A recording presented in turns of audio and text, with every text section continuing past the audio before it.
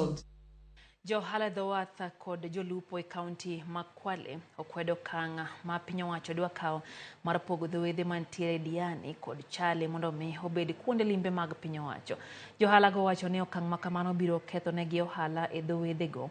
Kendo ng'iko chenro mag lupo e kaunti no kaluwore ne piny owacho koro geto kelo apisa mag KWS mondo mi ochiw arita e wedhe go bang' loko gi kuonde limbe. Piny owacho mamalo geto yawo wedhe go kaluwore gi oboke mano osegol higa mar 1995 to kata kamano higni 29 bang'e pok okete tim. Tumeilinda sisi wenyewe, wavuvi, wachuuzi, wafanya biashara. Kwa hiyo hatuna haja ya kuingiliwa tena na shirika lingine. Sisi wenyewe tunaona tunatosha na tunaweza kujikokota mpaka kufikia malengo yetu. Na walitutuma tukachukue badge, wakatutuma tukachukue license, wakatutuma tukachukue good conduct. Hivyo hawatuamini mpaka watuwekea mtu mwingine.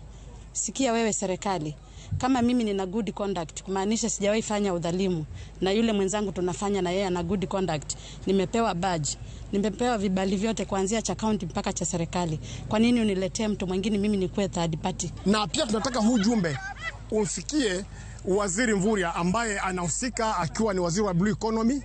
Tunataka Council of Governors pia isimamie ile swala. Tunataka Law Society of Kenya pia ili swala waliangalie. Tukienda kwa Senate Assembly, National Assembly, tukichanganya pia hapa chini kuna county government na county assembly, wasimamie hili swala, hakikisha kwamba sisi tumekataa kwa sababu ya ile gazeti lilifanywa hapa haikuwa halali kwa sababu hatukupata participation. So hiyo tumesema tumekataa na tumekataa.